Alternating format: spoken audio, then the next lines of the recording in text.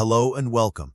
Today we're diving into a fascinating yet complex kidney disease called cryoglobulinemic glomerulonephritis. This mouthful of a name refers to inflammation of the glomeruli, the tiny filtering units in your kidneys, caused by abnormal proteins called cryoglobulins. Join us as we explore what cryoglobulinemic glomerulonephritis is, what causes it, and how it's managed. Cryoglobulinemic glomerulonephritis isn't a disease in and of itself, but rather a consequence of underlying conditions that cause cryoglobulins to form.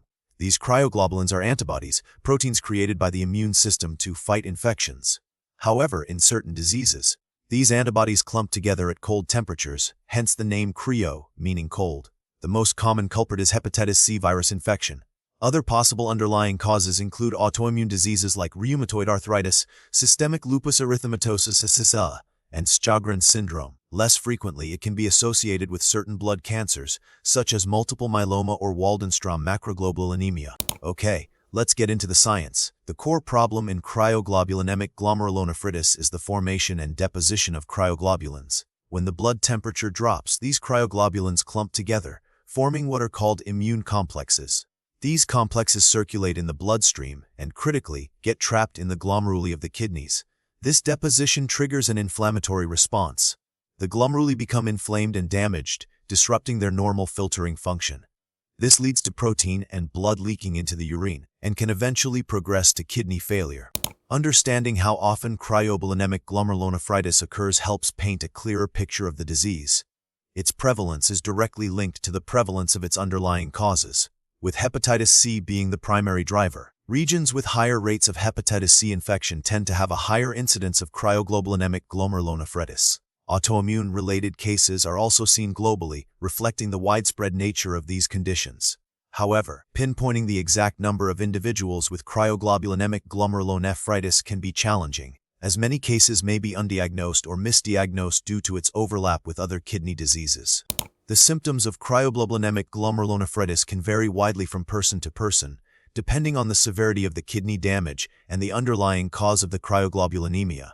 Many patients experience a classic triad of symptoms purpura, which are small, reddish-purple spots on the skin, often on the legs, arthralgias, or joint pain and weakness. Other common symptoms include fatigue, kidney problems like edema, swelling, and high blood pressure, nerve damage called peripheral neuropathy, and skin ulcers, particularly on the lower legs. It's important to note that these symptoms may develop gradually over time. Diagnosing cryoglobulinemic glomerulonephritis requires a combination of clinical assessment and laboratory testing. The initial step is often a blood test to detect the presence of cryoglobulins. However, it's crucial that the blood sample is collected and processed properly to prevent the cryoglobulins from dissolving before they can be detected. If cryoglobulins are found, further tests are needed to determine the underlying cause, such as hepatitis C testing or autoimmune disease panels. A kidney biopsy is typically performed to confirm the diagnosis of glomerulonephritis and assess the extent of kidney damage.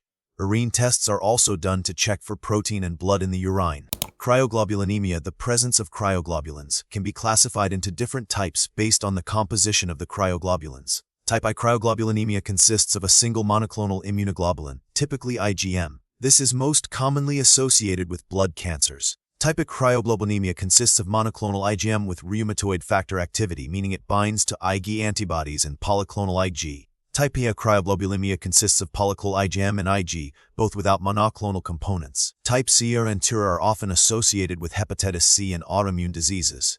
The type of cryoglobulinemia can influence the clinical presentation and treatment approach. The primary goal of treatment is to address the underlying cause of the cryoglobulinemia and reduce the production and deposition of cryoglobulins. If hepatitis C is the cause, antiviral therapy is crucial. Successful treatment of hepatitis C can often lead to resolution of the cryoglobulinemia and improvement in kidney function. For autoimmune-related cases, immunosuppressive medications such as corticosteroids, rituximab or cyclophosphamide may be used to suppress the immune system and reduce inflammation. Plasma exchange, a procedure to remove cryoglobulins from the blood, may be used in severe cases. In addition, medications to manage specific symptoms, such as blood pressure control and diuretics for edema, are also used. Preventing cryoglobulinemic glomerulonephritis is largely focused on preventing or managing the underlying conditions that cause it. Hepatitis C vaccination is not available, but prevention relies on avoiding risk factors for hepatitis C transmission, such as sharing needles and unprotected sex. Early diagnosis and treatment of hepatitis C are essential. For autoimmune diseases, early diagnosis and appropriate management can help prevent the development of cryoglobulinemia and its complications. Individuals with known cryoglobulinemia should avoid cold exposure to minimize the formation of cryoglobulins. The prognosis for cryoglobulinemic glomerulonephritis depends on the severity of the kidney damage, the underlying cause, and the response to treatment. Early diagnosis and treatment are crucial to prevent progressive kidney damage. Successful treatment of the underlying cause, particularly hepatitis C, can lead to significant improvement in kidney function and overall prognosis.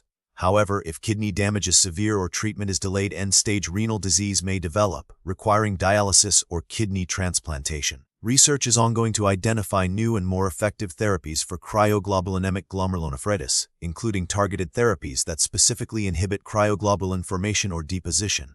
Furthermore, researchers are also investigating biomarkers that can help predict disease progression and response to treatment.